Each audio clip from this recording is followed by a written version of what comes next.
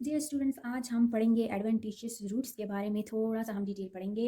इससे पहले हम टेप रूट के बारे में काफ़ी डिटेल में पढ़ चुके हैं। टेप रूट के टाइप्स पढ़ चुके हैं, हम उसकी मॉडिफिकेशन पढ़ चुके हैं। रूट का ये फुल चैप्टर हमने पढ़ लिया है और अब इसका लास्ट टॉपिक है एडवेंटिशियस रूट्स और modification of adventitious roots. So adventitious roots पहले भी मैं कई बार बता चुकी हूँ, अब फिर बता रही हूँ कि क्या होते हैं। ये वो रूट्स होते हैं जो अराइज होते हैं any part of the plant से। प्लांट में किसी भी पार्ट से अराइज होने वाली रूट्स को हम एडवेंटिशियस रूट कहते हैं, लेकिन वो पार्ट रेडिकल ना हो। Do not arise from radical, यानी प्लांट के किसी भी पार्ट से अराइज होने वाले रूट्स जो होते हैं ना, वो होते हैं एडवेंटिशियस रूट, लेकिन रेडिकल से नहीं। रेडिकल कहाँ होता है? सीड में प्रेजेंट होता है। रेडिकल से अराइज होने वाली रूट्स को हम कहते हैं टेप रूट। तो उसके अलावा प्लांट में कहीं से भी रूट अराइज हो रही है तो वो क्या है? वो एडवेंटिशियस रूट है। ठीक है, अब एडवेंटिशियस रूट जो है उससे अगर ब्रांचेस निकलती हैं बहुत सारी, सेकेंडरी, टर्शियरी, क्वाटरनरी, कंबाइंड क्या बनाते हैं? बनाते हैं adventitious root system. Adventitious root system. ठीक हो गया। अच्छा जी, अब आते हैं इंट्रो। हमने इससे पहले पढ़ा था टेप रूट की मॉडिफिकेशन के बारे में। वहाँ तो इतनी मॉडिफिकेशन नहीं थी, लेकिन यहाँ पे आपको बहुत सारी टाइप्स की मॉडिफिकेशन देखने को मिलेंगी। फर्स्ट वन है हमारे पास फिब्रस रूट। फिब्रस रूट्स, अब ये क्या है? ये है मॉडिफाइड एडवेंटिशियस रूट्स, और ये होते हैं हेयर लाइक्स। किस तरह से नजर आते हैं हमें? ये हेयर लाइक रूट्स होते हैं ये। और कहाँ पर प्रेजेंट होते हैं? क्लस्टर के फॉर्म में प्रेजेंट होते हैं, in the form of cluster. कहाँ पे? अगर ये अराइज हो रही है from the base of the stem, base of stem. तो इस तरह की कंडीशन हमें कौन से प्लांट्स में मिलेंगी? वो होंगे वीट और मेज। ठीक है, वीट और मेज ऐसे प्लांट्स है जहाँ ये आपको क्लस्टर के फॉर्म में नजर आएंगी। क्लस्टर मीन के एक गुच्छा सा आपको नजर आएगा, और हेयर लाइक होंगे। और कहाँ से अराइज होंगे? ये वीट के स्टेम से अराइज होंगे। तो वो कौन से रूट्स होंगे आपके पास? Fibrous roots. ठीक है, इसके बाद है कि अगर ये अराइज हो रहे हैं नोट से, if it is arising from the notes, तो वो भी होंगे फिब्रस रूट्स। लेकिन ये कंडीशन कौन से प्लांट्स में होगी? ये कंडीशन होगी ग्रासेस में। ठीक है, तो ग्रासेस के नोट से, वैसे नोट से क्या राइज होता है? नोट से राइज होते हैं लीव्स, नोट से राइज होते हैं ब्रांचेस, लेकिन हमारे पास ग्रासेस के नोट से क्या राइज होते हैं? रूट्स राइज होते हैं। और वो रूट्स कौन से रूट्स होते हैं? Fibrous roots. ठीक है, और थर्ड कंडीशन है ये इसी फिब्रस रूट की कि ये लीव से अराइज होंगे। हाँ बच्चों, कौन से प्लांट्स में? ब्रायोफाइलम में। वहाँ पे क्या होता है कि ये लीव से अराइज होते हैं। ठीक है, क्लस्टर के फॉर्म में ये हर जगह पे होंगे, हेयर लाइक ये हर जगह पे होंगे। फिर अगर वो बेस ऑफ स्टेम से अराइज हो रहे हैं तो ऐसी कंडीशन होगी वीट और मेज में। अगर वो नोट से अराइज हो रहे हैं तो ऐसी कंडीशन की एग्जांपल है ग्रासेस। और अगर वो लीव से अराइज हो रहे हैं तो ऐसी कंडीशन की एग्जांपल है ब्रायोफाइलम। इमेज में आपको ब्रायोफाइलम की लीव दिखाई गई है। ठीक है, इफ यू डोंट नो कि ब्रायोफाइलम कौन सा प्लांट है। अच्छा बच्चों, नेक्स्ट है हमारे पास स्टिल्ट रूट्स। स्टिल्ट रूट्स, अब ये किस किस्म के रूट्स होते हैं? ये अराइज होते हैं, these roots arise from the first few nodes of the stem and run obliquely towards the soil surface. These help the plant to fix it more firmly in the soil, for example maize and sugarcane. यानी ये जो roots होते हैं ये कहाँ से arise होते हैं? जो first few nodes होते हैं, first few nodes, वहाँ से आपको ये roots arise होते हुए दिखेंगे। ये first few nodes किस चीज़ की? stem की। ठीक है, ओके। और फिर क्या होता है? ये सॉइल की तरफ, सरफेस की तरफ जाते हैं, और इसका काम क्या होता है? फंक्शन क्या होता है इसका? कि ये प्लांट को फिक्स कर सके, plant fixation in the soil. ठीक है, ये है इसका फंक्शन। ओके, एग्जाम्पल है हमारे पास मेज एंड शुगर केन। अभी मैं आपको डायग्राम में समझाती हूँ कि ये किस तरह के रूट्स होते हैं। लेट्स सपोज ये है हमारे पास शुगर केन, इस तरह से होता है ना शुगर केन। उसमें होते हैं बहुत सारे नोड्स एंड इंटरनोड्स। ये क्या है? ये नोड्स हैं। बीच का एरिया क्या है? इंटरनोड है।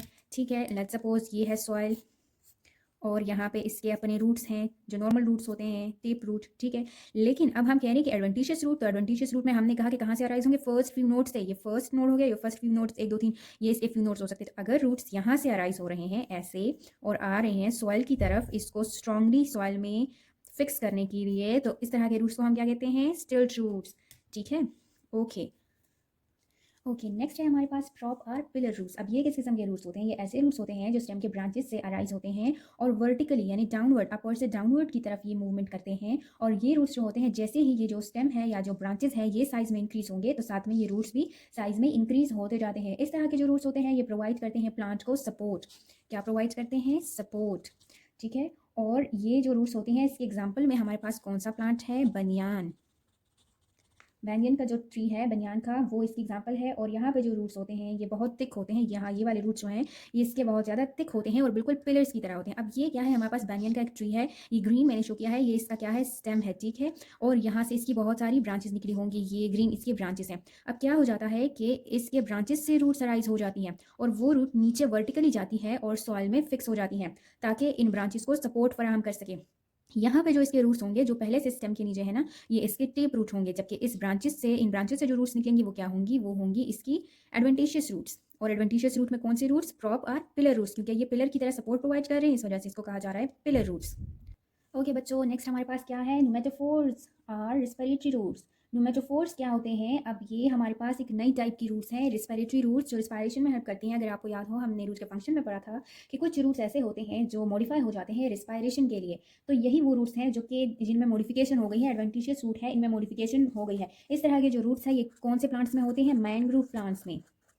मैनग्रोव प्लांट्स कौन से प्लांट्स होते हैं, ये ऐसे प्लांट्स होते हैं जो समंदर के करीब उगते हैं, मार्शी प्लांट प्लेसेस में होते हैं, दलदल वगैरह में पाए जाने वाले प्लांट्स हैं। एग्जाम्पल में है हमारे पास राइजोफोरा। राइजोफोरा एक प्लांट है जिसमें ये रूट्स देखी गई हैं।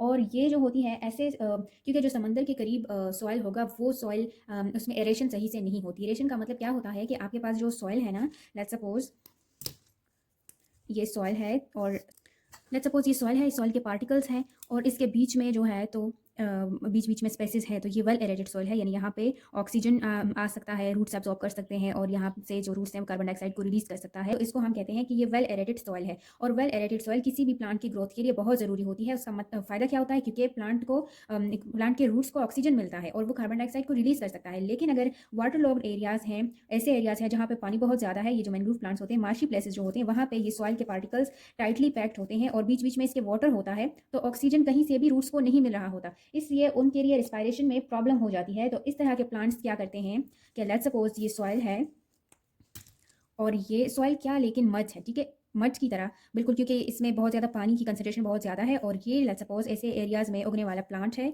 ठीक है।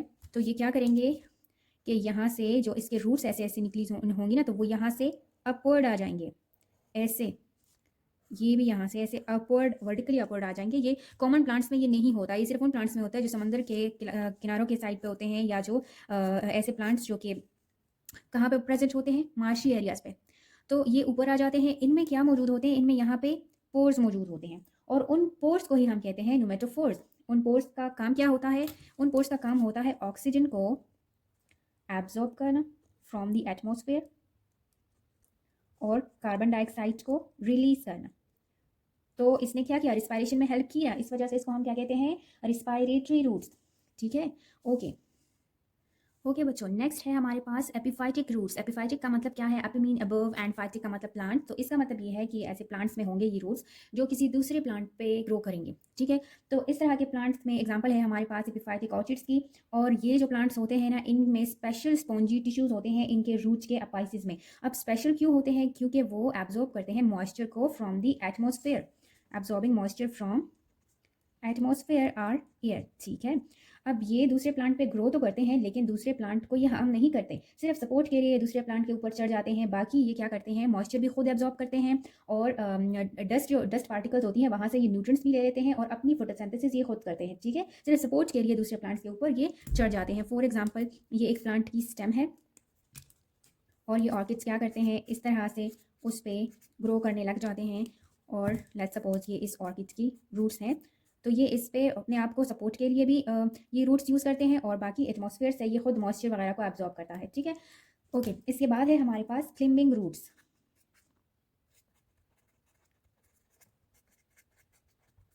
तो क्लिम्बिंग रूट्स क्या होते हैं, कुछ प्लांट्स ऐसे होते हैं जो सपोर्ट के लिए टेंड्रिल्स की तरह, टेंड्रिल्स क्या है, स्टेम की मॉडिफिकेशन है, स्टेम के चैप्टर में आपको समझ में आ जाएगा। तो वो क्या करती हैं, टेंड्रिल्स की तरह सपोर्ट के इर्द गिर्द ट्विन कर जाती हैं, ठीक है। और इस तरह के रूट्स को हम कहते हैं क्लिम्बिंग रूट्स। और इन प्लांट्स की जो अपनी स्टेम होती है ना, वो बहुत ज़्यादा वीक होती है, इनकी अपनी स्टेम क्या होती है, वीक। तो सपोर्ट के लिए ये किसी दूसरे प्लांट या किसी भी और चीज़ के ऊपर चढ़ जाते हैं, अपने रूट्स उसके इर्द गिर्द ट्विन कर देते हैं, सराउंड कर देते हैं। फॉर एग्जाम्पल हमारे पास एग्जाम्पल में है मनी प्लांट। अब मनी प्लांट क्या करता है कि जिस भी सपोर्ट के ऊपर वो चढ़ा हुआ होता है उसके क्रैक्स में अपने आप को पेनिट्रेट कर लेता है। ये रूट्स जो इसके हैं ये पेनिट्रेट हो जाते हैं ताकि ये अपने आप को फिक्स कर सके उस सपोर्ट के साथ, ठीक है। और दूसरी एग्जांपल है इसकी, एक एग्जांपल ये हो गई। सेकंड एग्जांपल है फाइकस।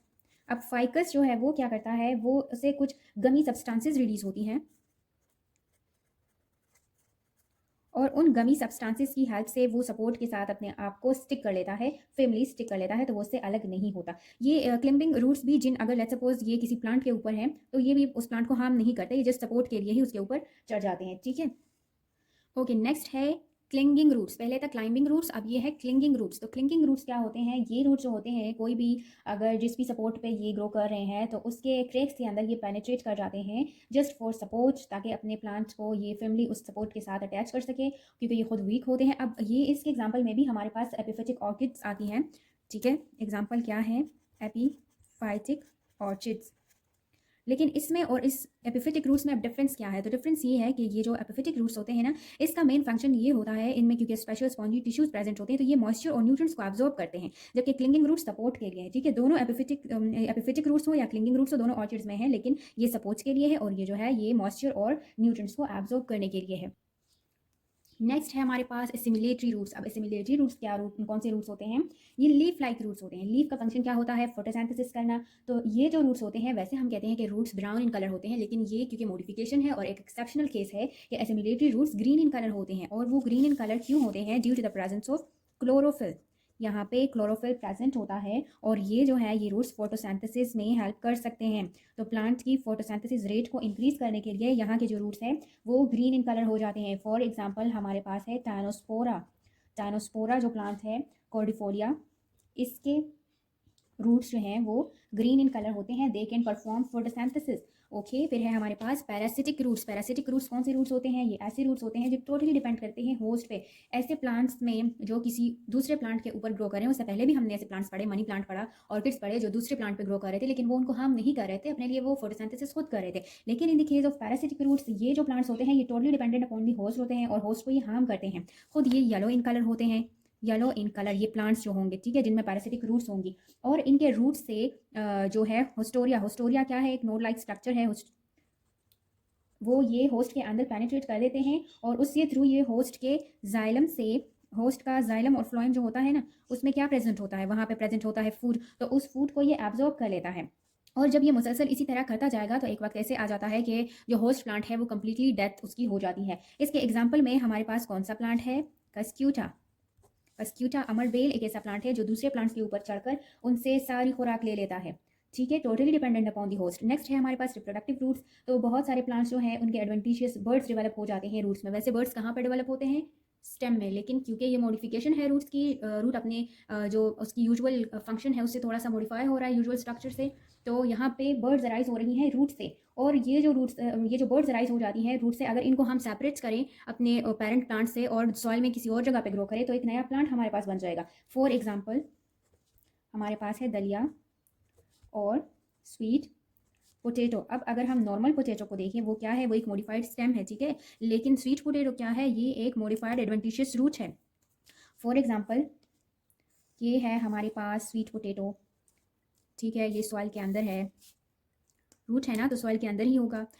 अब क्या हुआ कि इसमें पहले यहाँ पे बर्ड्स राइज हो गई और फिर क्या हुआ, उन बर्ड्स से न्यू प्लांट्स राइज हो गए और जब हम उसको यहाँ से लेट्स सपोज हमने कट किया, सॉइल में किसी और जगह पे ग्रो किया, तो एक अच्छा खासा प्लांट हमारे पास बन जाता है, ठीक है। तो इस तरह की कंडीशन को हम कहते हैं रिप्रोडक्टिव रूट्स, जहाँ पे बर्ड्स से न्यू प्लांट्स राइज हो गए।